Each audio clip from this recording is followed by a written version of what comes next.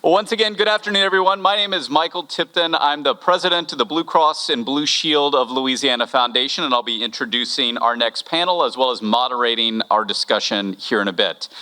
First off, I want to say thank you to our sponsors, which is a bit ironic because at Blue Cross, we are the sponsor of the session, so thank you to Blue Cross, but more generally, thank you to all of our sponsors for the summit who've made all these sessions both today and tomorrow possible, whether it is a particular narrow focus as is today on the ways in which health connects to all of the work we're talking about, or the general work of planning. Certainly, these are critical topics that impact Louisiana and beyond.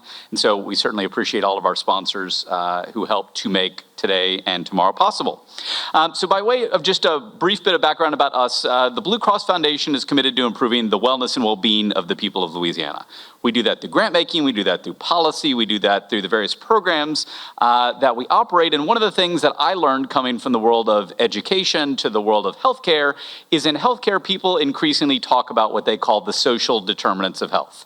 These are the underlying societal factors that determine about 70% of health outcomes. So where you live, the food you eat, the people you intersect with, that determines the majority of the health outcomes, and then what we traditionally think of as healthcare determine the other about 30%. Much of that social determinants of health intersects with what we're here to talk about today, which is planning.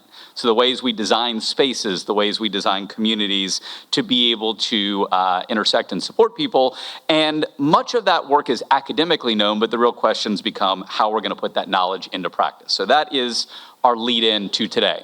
The format of the next hour and a half, give or take, is as follows. We're going to have three speakers. I'm going to introduce them here, and then they're going to come up one at a time to the podium. They're going to present. Once they are done presenting, they're going to come have a seat. So you'll hear three speakers in a row. After our third speaker, we're all going to come back up on stage, and we're going to facilitate some question and answer. So if you have questions throughout, be thinking of them, jot them down somewhere. When we come to time at the end, assuming our presentation have run on time, we should have a bit of time for question and answer. If we get to that point, you'll just raise your hand. I'll call on you. You'll shout out your questions. I'll repeat them so everybody can hear, and then we'll continue to have conversation up until 3:45. The 3:45 as we get to the end of our session. Okay, that's our logistics. Checking to make sure there's nothing I missed. Okay. So we've got three speakers. I'm going to introduce them one after three in a row, and then we'll hear from our first speaker. Our first presenter today is Mitchell Silver. Mitchell spoke earlier today and is our resident expert on this topic. He's the Vice President of Urban Planning at McAdams, a land planning and design company based in North Carolina and Texas. He's an award-winning planner and has more than 35 years of experience and has been at the center of many cutting-edge trends and innovative solutions. Prior to joining McAdams, Mitchell served as the commissioner of the New York City Department of Parks and Recreation. As I mentioned briefly earlier, I lived in New York City for a bit, so I personally look forward to hearing about that. He was chief planning officer in Raleigh, North Carolina, and is the president of the American Planning Association. He currently is the president of the American Institute of Certified Planners. Following Mitchell, we'll hear from Jamila Freitman, who is the Center for Disease Control's High Obesity Program Manager for Louisiana State University Ag Center. She has 7 years of local, state, and federal experience, and over the course of her career has worked in a variety of public health programs, coordinating and teaching curriculums, developing programs, facilitating coalitions, and doing policy analysis. Following Jamila, we're going to have Jessica McKelvey-Kemp, who's the Vice President at the Center for Planning Excellence, where she provides leadership across various spheres in CPEX's work and mission, including developing CPEX's Healthy Community Planning and Design Initiative, which we'll hear more about. Before coming to CPEX in 2013, Jessica served as Vice President of Communications for the Foundation for Louisiana. So with that, we're going to hear from our first speaker, Mitchell Silver. Please help me join in, Mitchell.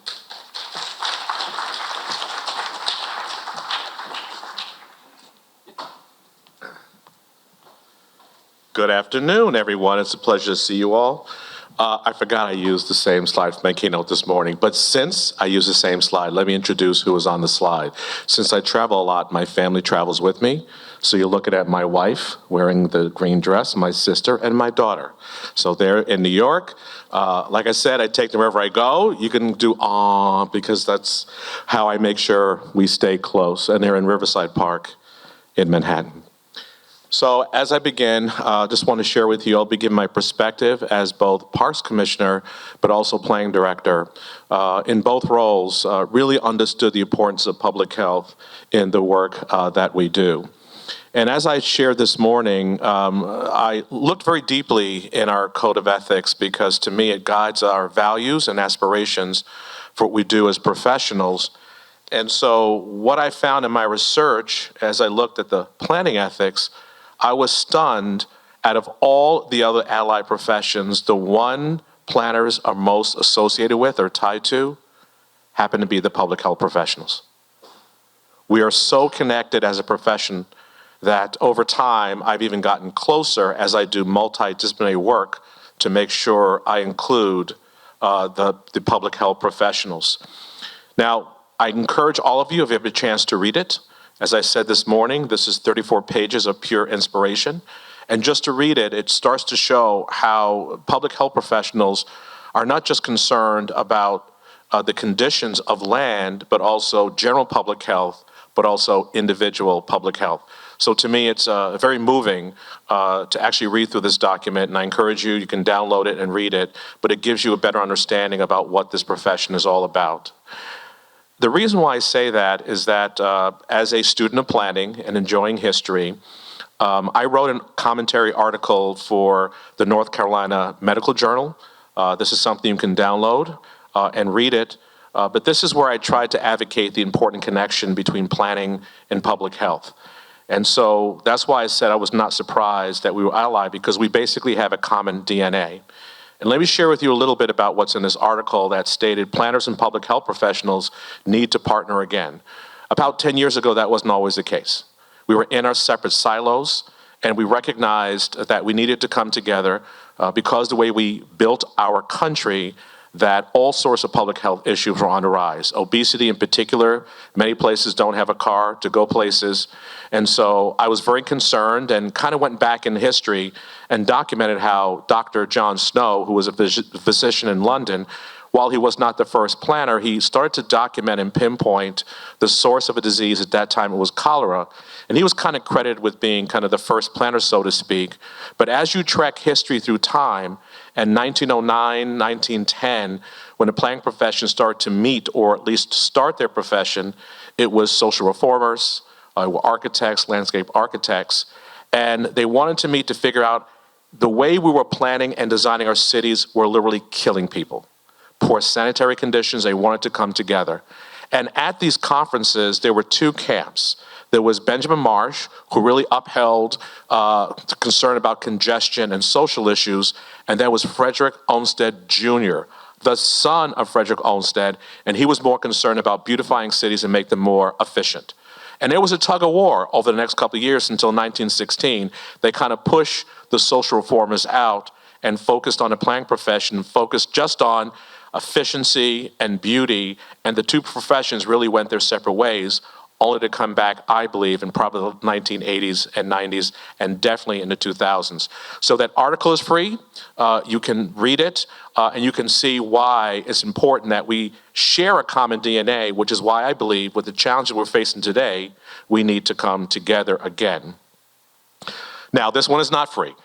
This is a book that was just published this year. Georgia Tech was very involved in this one. And I really encourage you to read or purchase this book.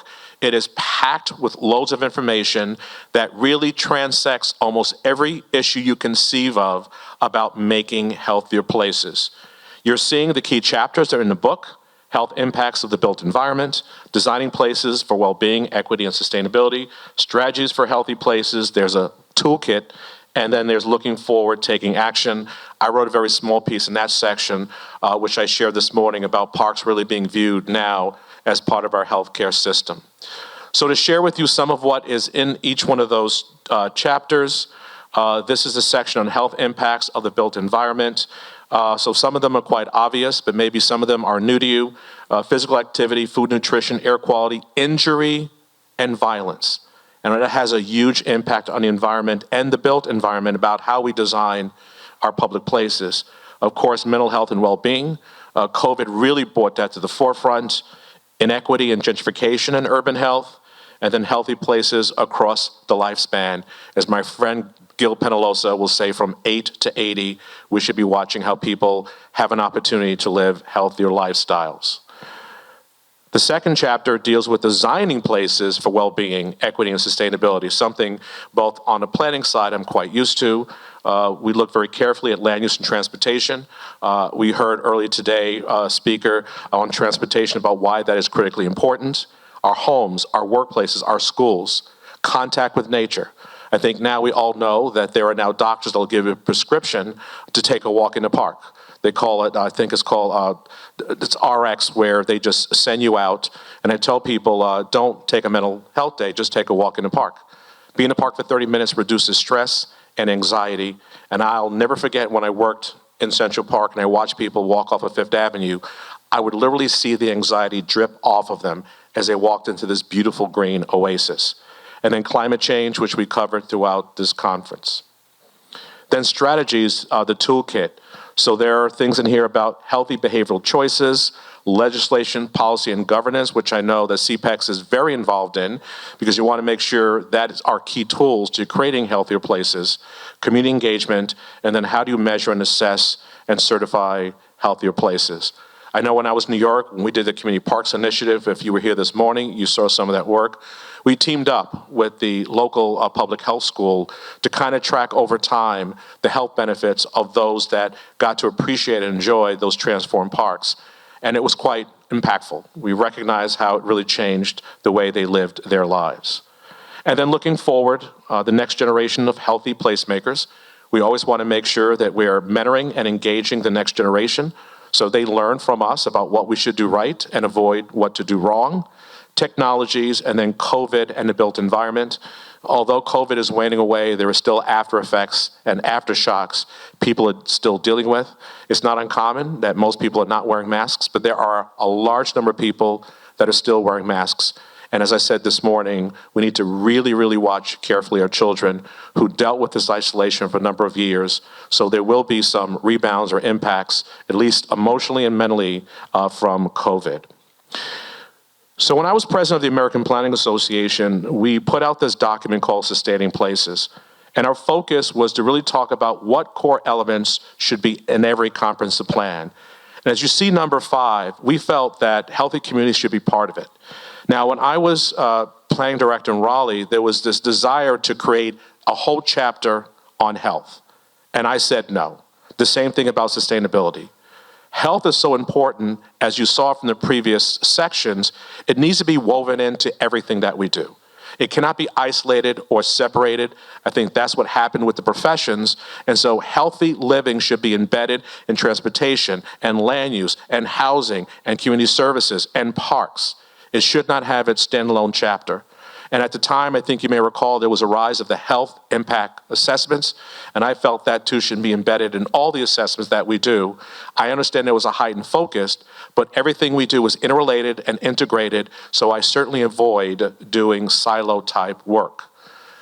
APA went further and started looking for a way, what they call the time plan for health. And really we're advocating for planners to understand the impact of both public health and the built environment. This was a project that was very successful, that they worked with the American Public Health Association. And so that partnership was very strong and really influenced a lot of planners to start thinking about public health. Again, bringing public health and planning back together again. And then because I was enlightened, when we did our comprehensive plan, the APA survey found the plan that we did, the 2030 Raleigh Comp Plan, that we addressed 50% of the health topics in the comprehensive plan based upon the chart they provided in the Plan for Health Guide. So very quickly, because I'm seeing I have 5 minutes, here are some of the things we're able to do in Raleigh: advocate urban agriculture, urban farming, edible places, safe routes to school. That's a challenge in some places. When we grew up, most people walked to school. Today it's busing. People want to walk again, make sure those routes are safe. Sidewalks and crosswalks. And when I see people that have a bus system, I try to tell them that the sidewalks, crosswalks, and shelter is also what's needed to make it a successful bus system. Pedestrian and bike lanes, water filling stations. Oh, I think I skipped a slide. Let me go back for a second. I sure did. Healthy living, we certainly, as I said, multidisciplinary, partner with other agencies, expand our parks, connect to open spaces, use it. Well, now it's the case, but back then we were transitioning our greenways to transportation networks. In fact, our comprehensive plan was a blueprint. We created a green print to how we can connect all of our public spaces. And now, when we moved to New York, actually, I love that slide. Let me just stop for a second and just, you don't just feel calm and relaxed. This is Leary Walk in Central Park, an amazing place to be. Just to be on this amazing canopy, I feel healthy already. In terms of New York City, our One NYC document to plan a strong and just city, we had a very strong vision for healthy neighborhoods. And so you can see some of the recommendations that it was our goal to improve food access, and also affordability and quality, and encourage sustainable, resilient food system, create environments that encourage New Yorkers to physically be active, regardless of the age. And then, as you saw, some of the things we're able to do this morning, that we wanted all New Yorkers to benefit from our park and our natural resources, the Community Parks Initiative, which I shared this morning, Parks at Our Borders, Play Streets, and really green the streets, parks, and open spaces. Now, we were known as the Department of Parks and Recreation, but I want to really communicate our role in New York City. So we actually nicknamed ourselves the Department of Fun, Health, and Happiness. It was our belief that every city should have a Department of Fun. We literally rebranded the work that we did to make sure that health was so important that we had a lot of things. You see Shape Up NYC, Blue Cross Blue Shield in New York was a partner. We brought health activities to the community versus the community coming to us. And so for us, we were very committed to make sure our role was to provide that fun, where it's healthy fun, where kids can have fun but also enjoy themselves. All of our features require climbing and activities so that kids can engage and stay healthy. And then to deal with some of the mental health issues, certainly happiness is part of that equation to good mental health. So this is my last slide, so I want to get the 2-minute warning. Creating healthy places is vital, and I mean vital, to livable cities and neighborhoods. Creating healthy places for people must include plans, policies, projects, and programs. And then planners, designers, and public health professionals must be more intentional about partnering together. And with that, I thank you, and I look forward to your questions.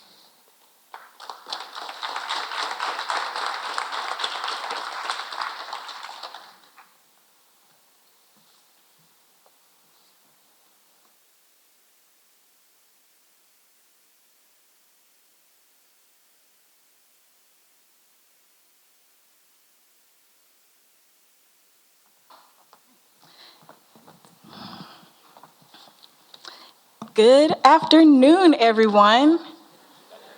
Okay, come on. You can do better than that. Good afternoon. Thank you. I thought we were in the South.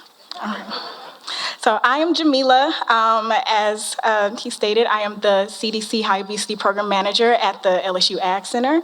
And I am just so delighted to be here today to share with you the work that we've been doing with our program. And if you're not familiar with the LSU Ag Center, our organization focuses on research, teaching, and extension, and have a presence in all 64 parishes in Louisiana. So our reach is vast. So we have extension agents all over the state. So if you want to partner with us, we can work with you to reach some of those places that you consider hard to reach.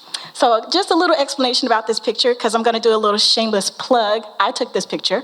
So this is a picture from one of our community feedback events in Tensas. This is a park that we're working to revitalize as a part of a connectivity project there. And there is this really, really tall and slightly dangerous slide that I had to climb up to get this picture. And here we're collecting community feedback, and we also have Play Streets equipment out there for kids to play. So this is a picture from that event.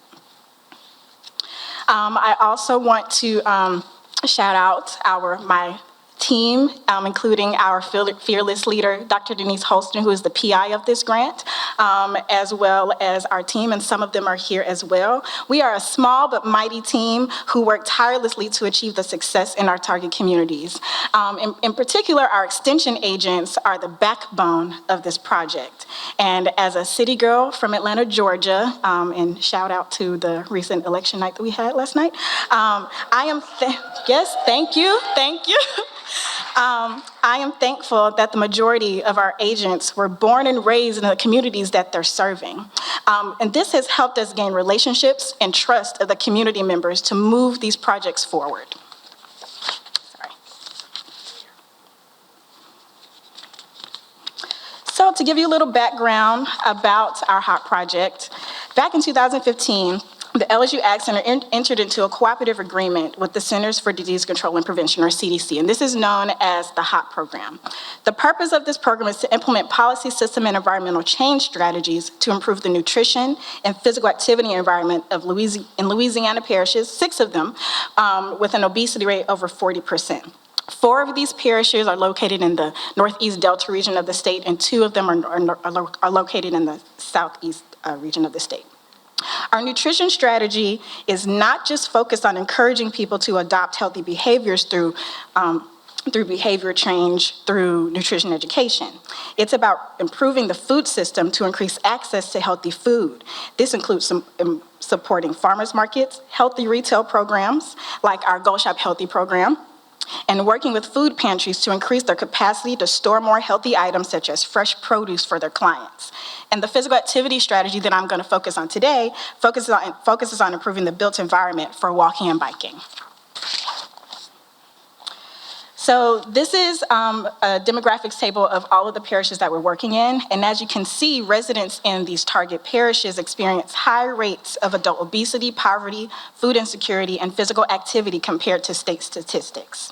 And CDC uses a special formula that they won't tell us about to determine the obesity rates for the communities that they want us to work in. So, traditional health education programs promoting behavior change are not enough to reduce health disparities.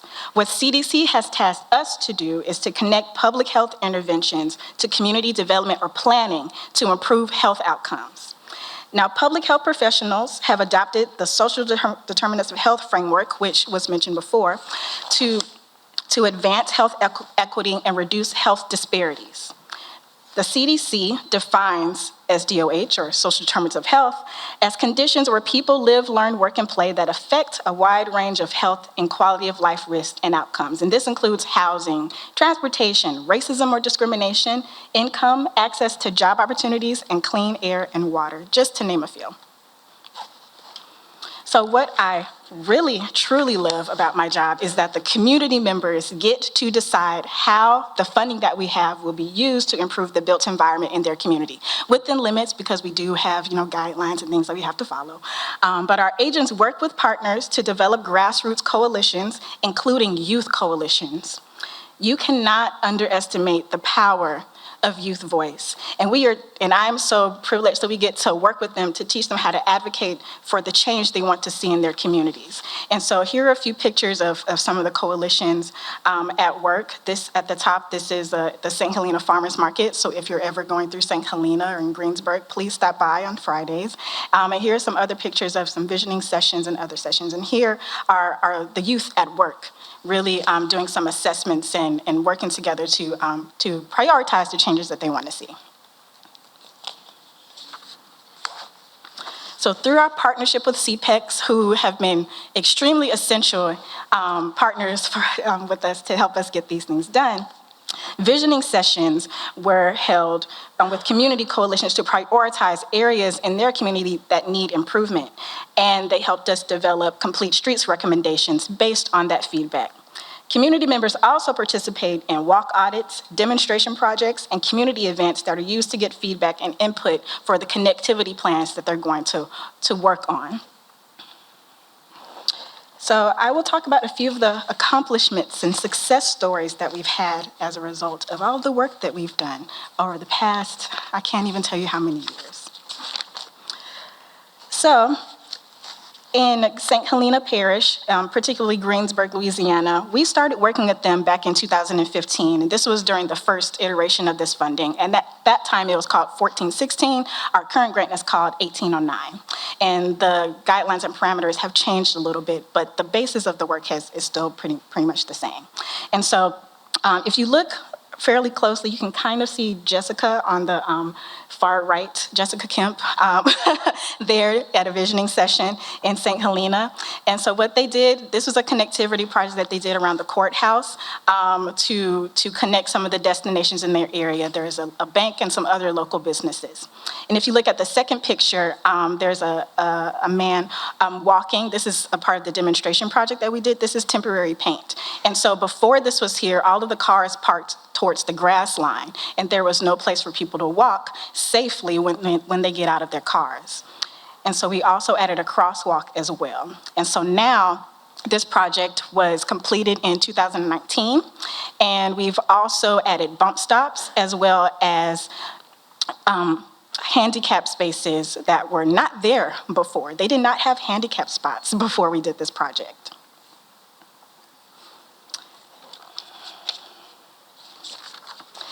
In East Carroll Parish, the HYPE Coalition, and HYPE stands for Healthy Youth, Healthy Young People Empowerment, and that is a 4-H curriculum. So we had a partnership with the 4-H program at the Ag Center, and so they are located in Lake Providence, and they work together to develop a plan to improve walkability to their neighborhood park. And this particular park, it has a beautiful gazebo, but nothing else there. And across from this park is located an apartment complex. And so there are lots of children that live in that park, and it's right across the street, but they have no play equipment or anything that they can use to be active. So prior to developing this plan, the youth met with their elected officials, participated in a walk audit, and conducted a demonstration day at the park. The Youth Coalition painted a crosswalk temporarily for this demonstration day leading from the residential neighborhood that I mentioned, and used this event as an opportunity to get community feedback that they used to develop this plan pictured here. So this is the plan that the youth developed. And during this demonstration day, they also had other kids draw their dream park that they would like to see there, because this park has been sitting there without any park equipment for quite a long time. So it's very exciting, and I will be very excited when the equipment finally arrives so that it can get installed and the kids can finally play at this park. Through our partnerships in Assumption Parish, we are working with the school district to implement traffic calming measures such as a flashing school zone beacons to make it easier and safer for drivers, but also children that walk to school from nearby neighborhoods. The technical assistance we provide through our partnerships with CPEX has made it possible for our partners to develop plans that can be used to apply for state funding to implement these projects, which is very exciting. Assumption Parish has submitted an application for the walking trail pictured here, and they are in the process of composing an application for the Transportation Alternatives Program, and we are hoping that they will soon officially adopt a complete streets policy, which is a huge policy change for this community. Our team has also been working in Madison Parish since 2015. Madison Parish and St. Helena Parish were two of our first parishes that we worked in for this grant program. And in April of this year, the city of Tallulah was awarded $100,000 in funding from the Recreational Trails Program to make sidewalk improvements. So as you can see, it takes a long time to get success like this in Tallulah Parish, and we are very excited that Tallulah has been awarded this funding to implement the plan that our team, specifically Joy, who's in the audience right there, did to make this happen. So as you can see, that picture at the top right is a very old picture from one of their first visioning sessions. And the second picture is a crawl event that Joy put together. It's called Madison on the Crawl. And basically the community went from business to business, responding to questions about what they would like to see in their community. And at the bottom is a picture of Joy and the mayor of Tallulah talking to the news about the funding that they've received. So based on our most recent evaluation report, we have reached over 13,000 people and leveraged over $600,000 in funding. This may not seem like a lot, but it is when you are working in small towns. And as you can see, accomplishments like this take time. But if we want to truly achieve health equity where all people can reach their full health potential, no matter where they live, more work needs to be done to make funding opportunities more equitable for our rural communities in Louisiana. Thank you.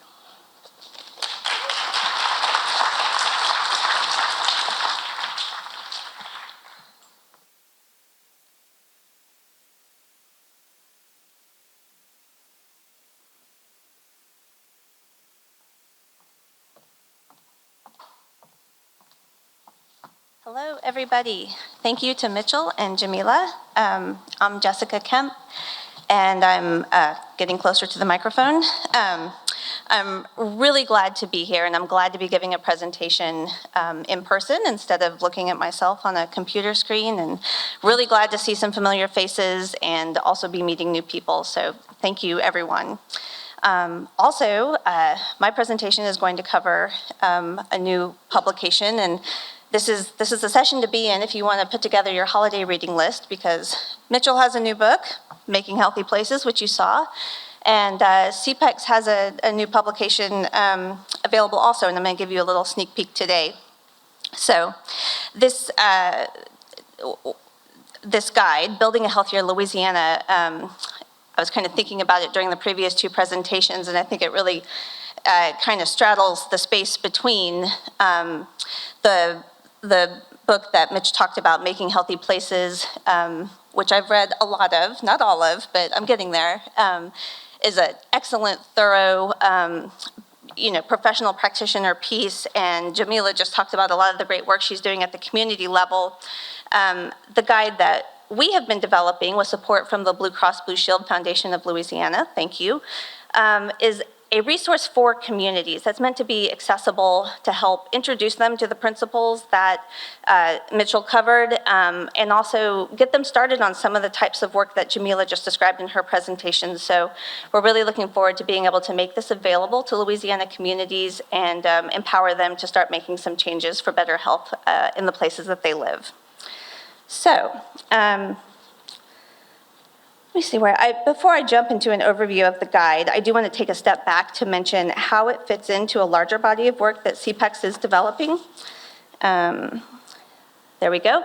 That is the Louisiana Healthy Community Planning and Design Initiative, which has also been supported by the Blue Cross Blue Shield Foundation.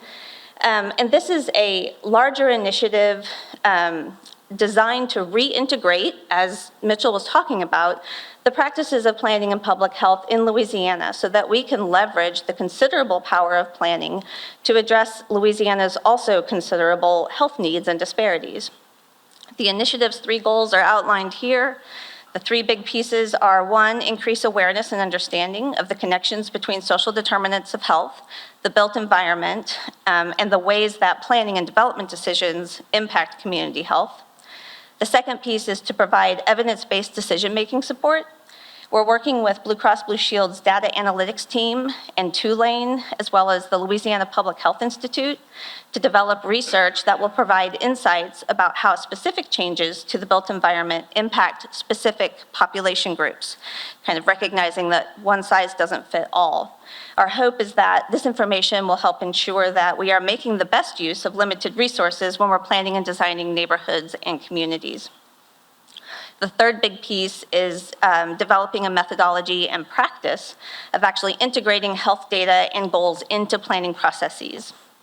The pilot projects and research endeavors that are already underway are driving progress toward these goals, but the guide I'm about to go over with you is another important part of the equation.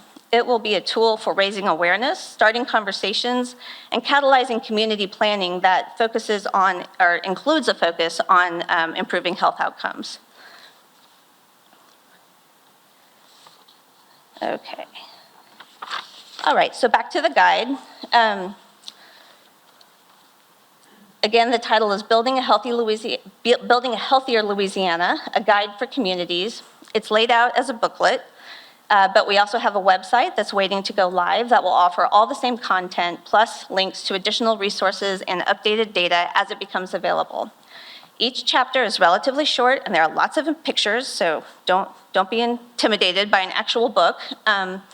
The first chapter is just a brief introduction to the purpose of the guide and the truth that is foundation to the entire Healthy Community Planning and Design Initiative, which is that more than anything else, our zip code, the place that we live, determines how healthy we are. Michael has talked about this, Mitchell has talked about this. For the people in this room, this is probably old news, but for a lot of people who are experiencing health disparities in the places that they live, this is new and critical information. Chapter 2 digs into the details of this multifaceted relationship between place and health. It offers some data. On the right side of this slide, you can see an excerpt from the guide. I don't expect that you can read all the fine print, but I wanted to give you all a few little glimpses of the actual document. This chapter provides data on health conditions that are most likely to be impacted by the environmental conditions in the places we live, and makes the case that because Louisianians are experiencing poor health at higher rates than the rest of the nation, and because poor health compromises our quality of life and negatively impacts our economy, we should absolutely be making use of every tool and resource at our disposal to improve health outcomes for our residents. And urban and community planning are very important tools in our arsenal. You've already heard a lot about social determinants of health, but again, for many people, this is new information. This chapter provides an explanation that's meant to be very simple, straightforward, and accessible of social determinants of health. The chart that you see on the right here, that again, I don't expect you to be able to read, but it connects the dots by showing how different social determinants impact health, and then how those social determinants are influenced by community planning and design decisions. This chart here that you see pulled from the guide shows connections between specific health conditions and indicators, such as mental health, diabetes, and physical activity levels, and specific built environment features, such as walkability, proximity to parks, and vacant lots. The green squares indicate a positive correlation, and the red squares indicate a negative correlation. So this is kind of a quick way that a community that, say, is suffering from high rates of diabetes could identify specific built environment features they could prioritize to help reverse that trend. The next chapter, building blocks for healthy communities in Louisiana. This builds on the information presented in Chapter 2 by showing how features of the built environment that impact health, such as parks, bicycle and pedestrian facilities, housing, air quality, and so forth, are affected by planning and design trends, policies, and practices. This chapter provides explanations of the planning considerations related to each of the building blocks for healthy communities you see here, as well as a set of guiding questions and data sources for each that can help communities assess their current conditions. So for example, number 4, housing. The guide prompts readers to think about what areas of their community may face risks associated with unhealthy and/or unaffordable housing, and then provides measures such as housing stock built prior to 1978 and residents spending more than 30% of their income on housing as indicators of those burdens. Chapter 4, the final chapter, how to plan and design a healthy community. This chapter brings it all together and provides guidance on how to take action to advance healthy community planning and design. Again, I don't expect you to be able to read all the fine print, but this chapter begins by outlining the major phases of a planning and implementation process and breaking those phases down into key steps that you do not have to be a planning professional to understand. We start with assessing existing conditions, and then robust community engagement and developing a plan. Here we really highlight how critical ongoing and inclusive community engagement is.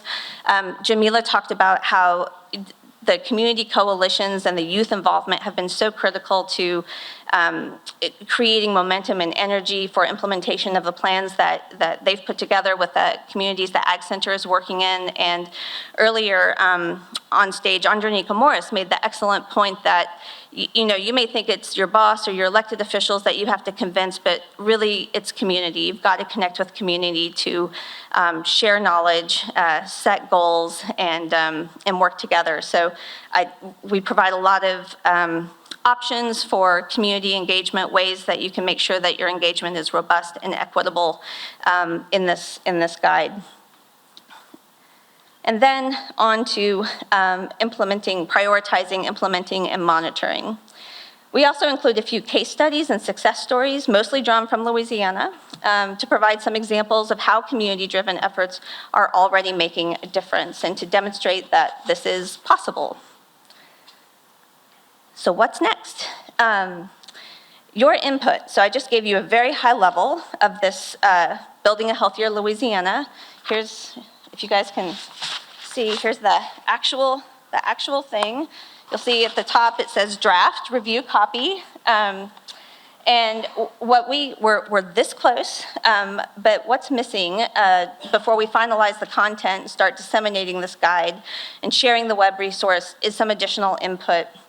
We want to expand our circle of reviewers, get feedback from a wide range of stakeholders. We want people to imagine, like, how would this work or not work for my community, so we can make sure that this is what it's meant to be. We would love some more success stories and resources to include. So I invite any of you here to please let me know. Emily will also have some copies by the door as you leave. Would love for you to grab a copy. There's a little one-page worksheet inside that gives you some guiding questions and how you could submit your feedback. And if you are seeking fame, you will be listed on the front of the booklet, acknowledged as a reviewer. So there's something in it for you. So I hope to see some of you after the session. Grab a copy. We'd love to share this with you and work with you to make it as great as it can be. And before I wrap up, I also have to thank the team at CPEX has been working tirelessly to put this together. Lanisha and David, thank you guys so much. Everyone else who has contributed, Landon, Joni, I appreciate it. It's been a journey. So thank you all, and I'll hand it back over to Michael. I forgot my last slide.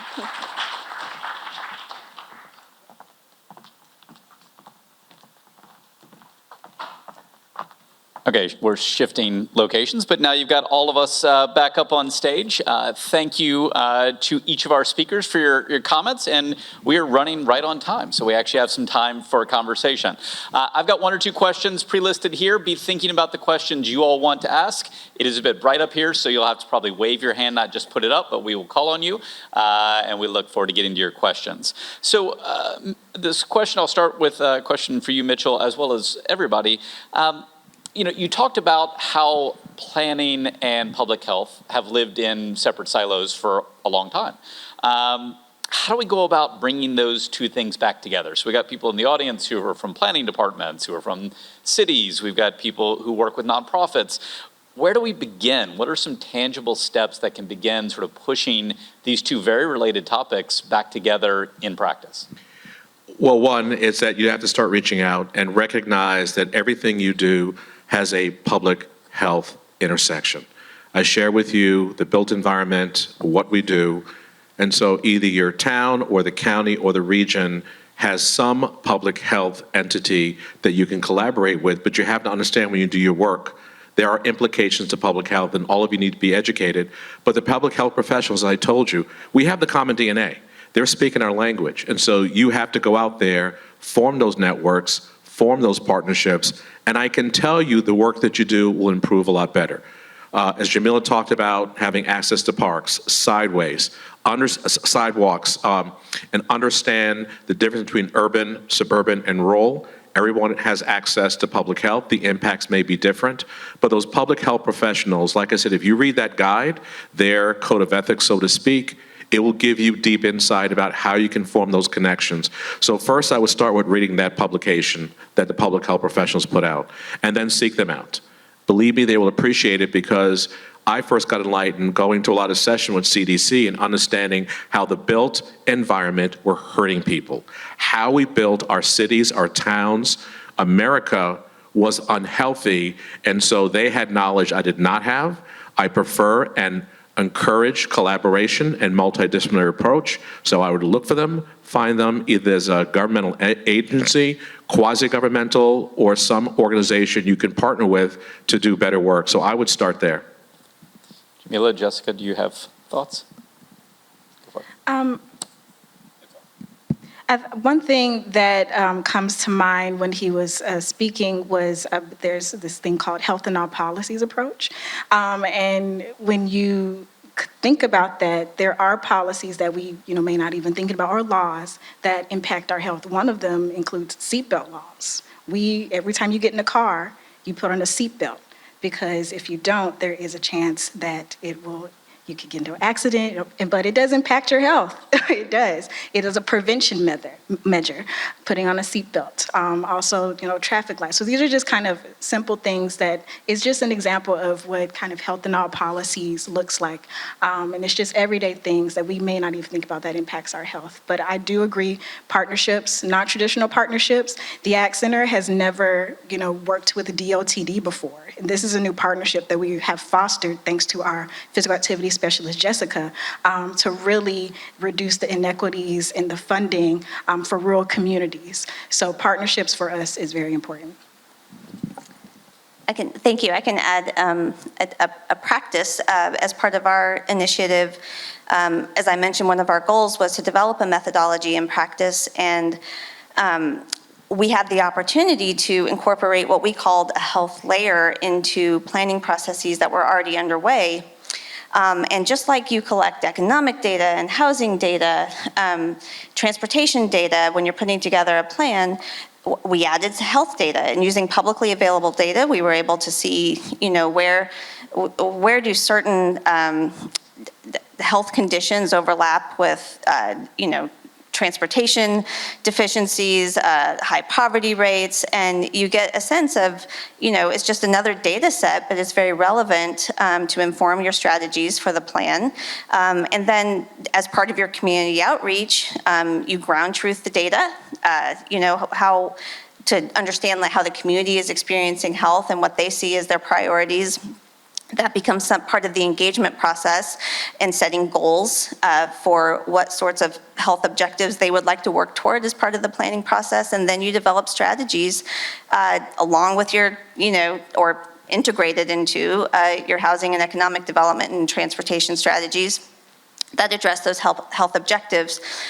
We did this in a kind of a bootstraps kind of way. I think you could do it in a much more sophisticated way, but even what we did made a huge difference. It added an entire new lens to the work that was being done, the community conversations, and ultimately the plans that resulted. So that's an easy way to get started.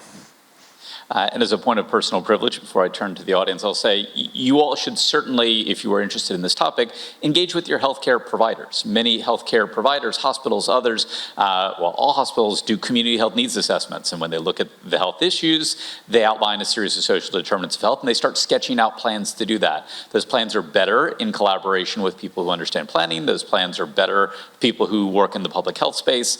And there are ways you can thoughtfully engage, from funding to collaboration to data analysis, that oftentimes don't get pulled out otherwise.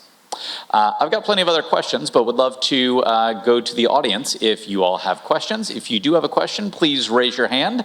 Would love to hear from you. Looking, I'm not seeing any waving hands. Okay, there's a question. Hand up there. Go for it. Shout it out. I will repeat back so everybody can hear.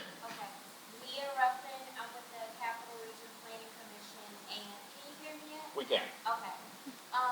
Broadband is my focus. And obviously there are implications, right? But I think broadband is very, in Louisiana, labeling it a utility is questionable, maybe not. But do any of you have any, hello? You can hear me. Yeah. Do any of you have anything that you would like to share? Just, moving forward, especially on the end of the governor talking about reaching broadband accessibility for everyone by 2020. Great. So in case anybody couldn't hear, the question was relative to broadband and how it intersects with all this, given the conversation the governor mentioned earlier and the topic. Mia, that's a hard question. That's the first question. That's a hard one. I never made a connection between broadband and health, but I have to process it for a second. But I hear you, because it's about access, and I'm trying to understand your question in the context of public health. Is that being able to access information to live healthy lifestyles? So I'm just trying to understand, can you clarify the connection between broadband and public health? Yeah, so I think obviously broadband is a very technical, I don't even know how If it's access, I mean, you're right. I mean, there are some places with the age of Zoom and people going to school that did not have the internet connectivity to even participate, and there's no question to find information, whether we like it or not, the internet tends to be that main source. So you're right, there are some that may not be able to avail themselves to information by not just having that broadband access where they can learn how to live healthy lifestyles or learn what's going on where they can participate. I'll see if others want to add, but I believe I understand your point. And also the literacy of it. You know, I think that there's a technical element to it, but just the literacy amongst the community and wanting to improve that. Jessica? I think that's a great point, Mia, and we do need to, and I know many already are, be thinking about broadband as critical infrastructure. And I think one of the things we saw during the pandemic is a lot of people were able to take advantage of telehealth. And that is also something that could help increase in even outside of pandemic times, accessibility in rural areas and for other people for whom, you know, physically accessing a clinic or a care center presents a problem. And so I certainly see the connection, because when we think about how the built environment supports health, a big part of that is access. Like, can you get to the services and the care that you need? Broadband can provide an alternative to, you know, walking or driving or taking transit to a physical office, but people need to have access. So in my mind, those are very connected, and it's something we should be talking more about. Jamila? And I think another connection that we may not necessarily think about is the lack of job opportunities, and more people are starting to work remotely. And so if you do not have access to internet or broadband, that reduces your access to potential job opportunities that you can do from home. Especially in rural communities where people may not have access to vehicles, gas prices are much higher there than they are here or in urban areas. And so I think if you do have more access to internet, that could also increase your access to jobs. Yeah, and to build upon that, we've actually done a bunch of work in this space at the Blue Cross Foundation. For anybody who has not met with Vineet Iyengar, the connectivity office here in Louisiana, they're doing some very thoughtful work. Vineet and I have talked about how broadband access is becoming the new, if not social determinant of health, sort of a super social determinant of health, because it impacts everything else. I mean, you think about all the ways we shop, work, engage using the internet. We think about telehealth, and that requires a base level of speed that in many rural places don't exist. If you map internet connectivity with the map that Jamila pulled up of the obesity hotspots in Louisiana, they're the same places. There's a high degree of connectivity between those pieces, and there's things we can do by addressing one issue and addressing the other. Other questions from the audience, right here in the middle? Yeah. Hi, can everybody hear me? My name is Erica Zucker. I'm the policy advocate of the Workplace Justice Project at the Loyola Law Clinic. And this segues nicely into what Jamila was saying about quality jobs. Because my question specifically, I wrote it down specifically when Jess was talking in section 3 of your report. I don't remember the title of the chapter, but my question is, where is access to quality jobs? And I thought particularly when you're talking about these rural parishes, one of the social determinants of health is, of course, economic equity. And if you don't have access to quality jobs, it's going to have significant impact on your ability to have health. And where does that factor into planning and making sure that is part of the process? So the question for anybody who couldn't hear was relative to how does quality jobs intersect to the planning work, particularly relative to what Jessica talked about, but potentially others want to weigh in as well. Thank you for calling out my chapter, but I'd love to give Mitchell a chance to answer before I jump in, if you have thoughts. I'm still thinking, so I'll pass it to you. Okay. Well, so I think to your point, Erica, that economic stability, which for many requires access to a quality job, is so critical to health. And we also know that, you know, most traditional planning processes do have an economic development layer that looks at jobs and, you know, what are the leading industries, what do we see on the horizon. But I think it could be very beneficial to think about, you know, who are the people who their economic situation is creating a health barrier for them, is creating this additional disadvantage, and things like this heap disadvantages on the same people, creating, increased vulnerability that, affects everyone negatively. It would be great to be thinking, using that health lens as another way to develop those economic development strategies so that we could be targeting those who stand to gain the most from access to a quality job.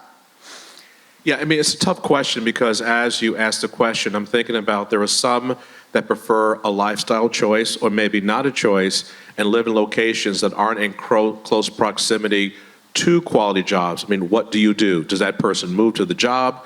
Do they drive to the place, which of course with gas prices, as Jamila said. So it's a tough question. I think that's why we have regions that have to understand, even the governor said, there's a connection between job and prosperity and health. So this is something where you have to work on the regional partners that have to recognize, I heard today that the minimum wage in Louisiana is $7.25. I mean, that's $290 a week. I'm not sure, how you can actually thrive and survive on that amount. So I think across the, excuse me? Yeah. You can, exactly. Thank you. I'm trying to be polite. I'm a visitor here. That's a bit shocking. And so I think it's a lot across the board. There's a lot to unpack with your questions. It involves so much from policy to legislation, but also lifestyle choice or no choice about where you live. But I do agree, everyone deserves a quality wage as well as a quality job, but it depends where you're located. And so that's why I think the question is, well, it's a great question. I'm just not sure how to process it because it's so multifaceted. I would just tag into the point relative to broadband, which is, you think about some of these enabling factors of how do you get additional training, if not, for internet access, you can go to a library, you can go to wherever else, but is that really feasible for somebody who may have transportation barriers, who may have kids at home? So I think there are these enabling factors that can open up doors or close doors depending upon the way that they're planned. Yeah, but the one thing I have to add, because years ago when I started looking into this, and actually the aha moment when I was invited to go to actually Georgia Tech to have this public health conference to talk about how planners can play more of a role. And whether you read that book or look at other material, you really take for granted what you don't know. And it changed the way I plan, from everything about the width of sidewalks to the bus shelters. I mean, it just went very deep to realize how much I did not take into consideration as I was doing a comprehensive plan, a blueprint for the city. I did resist doing that silo chapter, and we in fact embedded all of the public health intersections in every chapter, so every agency understood what role they had to play versus just transportation, just planning for land use, that was integrated into everything. So I do encourage you, this is a very, very important topic. For some reason, public health, people have this fuzzy thought about what it means, mental health versus mental illness. And so I think now with COVID, there's more appreciation about the importance of health. And so for me, I just think that we have to really take a deeper dive, form those networks, those relationships, read a lot more, because ultimately, if you look at what I put in the slides early on, the purpose of zoning, the purpose of planning, the purpose of government is protect the public health, safety, and welfare. It's everywhere. You see that phrase, and the question is, if that is our professional obligation to protect public health, safety, and welfare, what are you doing intentionally to achieve that aspiration? Other questions? So I'll ask what's on my list, and then we'll certainly keep coming back to the audience. So, when we look at the pictures that came up throughout, we tend to think of planning in an urban space. Obviously, Jamila, some of what you talked about was a rural space, but I guess for all of us, how do we apply what we've been talking about here in more rural communities that may have their own barriers? Density, as one of the things we talk about regularly in planning, isn't as much there in more rural communities. How do we overcome those barriers to do this critical work in those more rural places? On the recreation side, because we do work in some rural areas, we focus on what is achievable. Rural areas, having parks, in many cases, is a bit of a challenge. Jamil and I was talking, very often it's just one play unit with a picnic bench, and that's it, in a big field. But I think having those social gathering places around events, festivals, to me, is one opportunity for people to get out and enjoy themselves.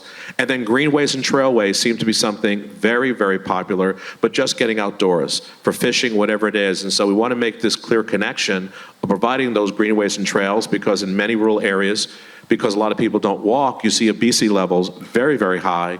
So you want to make sure you give them those opportunities to get outside, to get healthy, at special events. Recreation, sports fields tend to be the main focus versus urban areas that have more of the smaller parks, which is just for a variety of both passive and active recreation.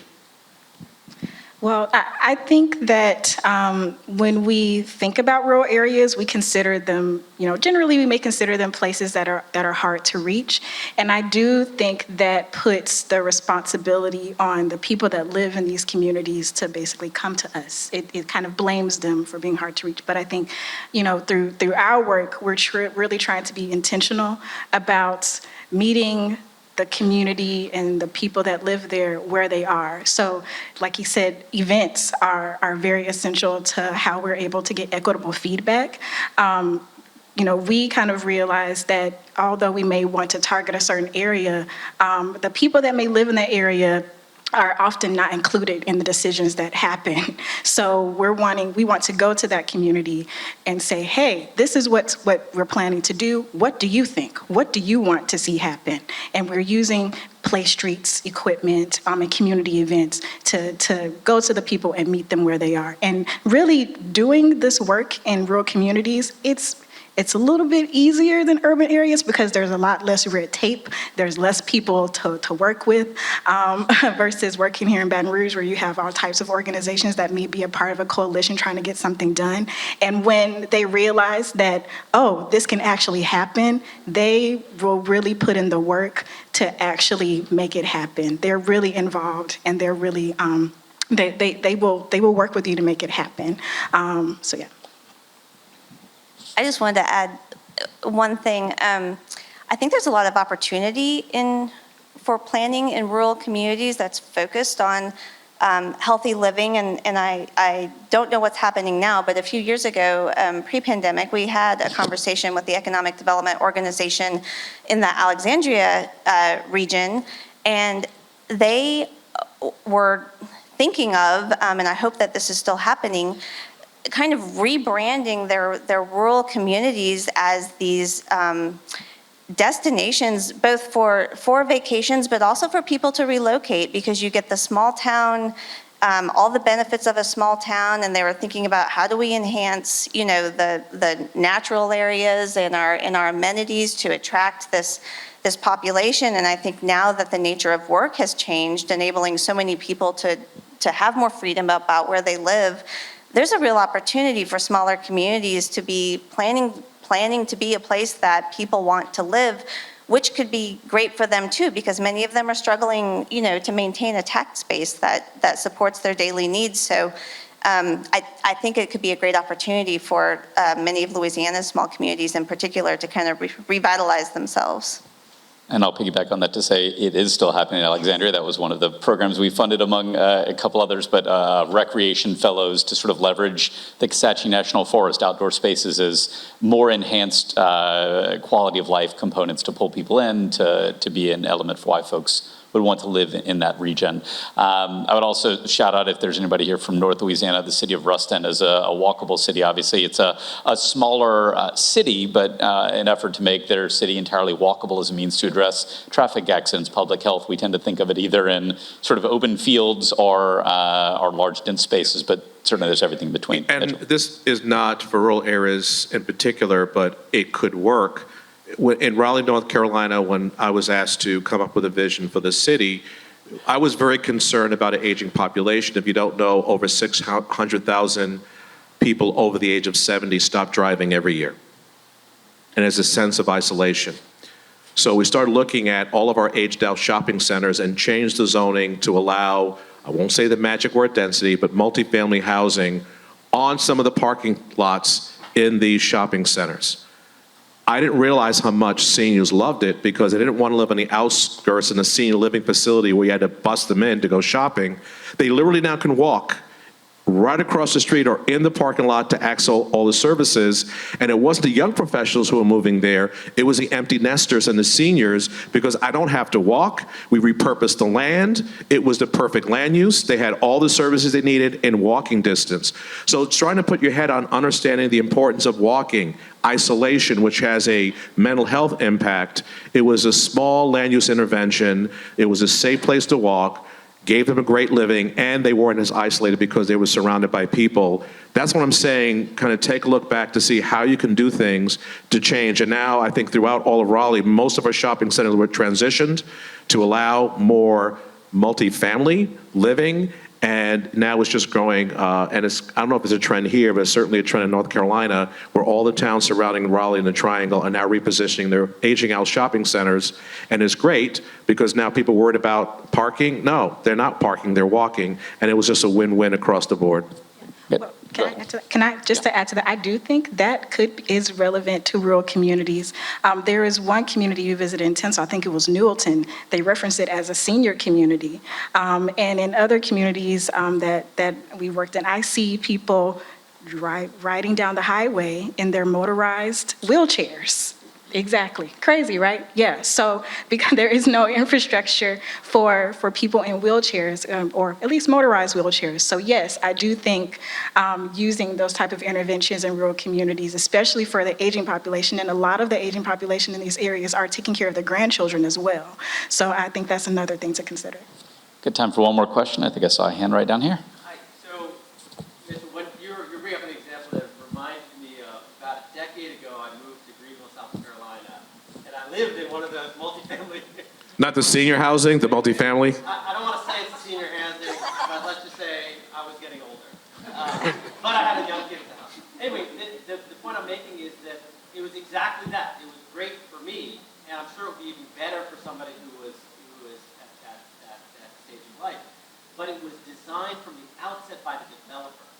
And so that's something, one of these big pieces that I think planners often miss. Like, how do you see the developers, if at all, responding to this kind of convergence of planning and health and the market for it? Well, you're seeing me right now, so you'll know I had 2 keynotes this morning. I gave another one, so I may come back to give the other one about the 10 critical elements for tomorrow's communities, and one of them is the 55 plus. These folks are retiring, they have money, and they're active. And they're moving to the south and to the west. They're not looking for nursing homes. These old people don't want to hang out with old people. They want to interact with people of all ages. And so you're seeing this trend. You know, I had slides about pickleball. Oh my God. And the phenomenon taking off, and how these folks are biking, and they're demanding their region have walkable places, have access to recreational amenities, and they no longer want to be out on the outskirts in a senior living facility and riding there. I've seen that too, riding their motorized wheelchairs, you know, down the road. So it is a change, and we have to prepare for that, but we have to understand there's a lot of both physical and mental health aspects to that, but to me it's a lot more of a growing trend, and I'm gratified that this can happen in rural areas. It could be 2 stories, but if I had a choice of being in a nursing home, and I've seen it, there's one near my house where they get them all on a bus to go to a shopping center. I mean, how sad is that? I'm sure they had their choice, they'd like to walk, but to me, that's both physical health, mental health, but also social connection of not just being with people your own age. And we go to parks, we watch, the senior members are watching all the interaction, and I think it's really helping them stay young. Jessica, Jamila, comments to add to that? So I will just say, as a plug for those in the Baton Rouge area, the Baton Rouge Chamber took a canvas trip to Greenville a couple weeks ago, and a lot of the conversation was around the role of developers and this sort of intersection, you know, to the point we started with, of how do you make these different silos of work talk to each other? You have to be very deliberate about it, and in their case, there was some very deliberate effort to make developers talk to planners, talk to city, talk to public health folks to address those issues. Let me add this one point, as planning director, Spencer, to answer your question. When I was planning director, I wanted to determine if a developer was interested in a commodity or was interested in community. If you're interested in a commodity, you come in, you buy and sell, you move on. If you're interested in a community, you want to actually make a difference, establish roots. Those that wanted to help build community and establish roots were those I want to establish a relationship. If you want to go in, do your homes, and then leave, While I understood that was an important service, I want to make sure you were connected because I was about building community, which lasts generation, then versus a commodity where you buy, you sell, and then you move on. So I'm glad to hear there are enlightened developers. Very often, the NIMBYs will look at the developer as some evil creature, but I think we have to make sure we're all pro-planning, all pro-good health, and find those developers that understand it and get it. So Greenville, if that's the case, are blessed to have developers like that. But the public must also understand not all developers are evil. I don't think many developers are evil, but they provide housing opportunities. But are they interested in a commodity or are they interested in building community? And we will close on that note. So please help me in thanking Jamila, Jessica, and Mitchell for their comments.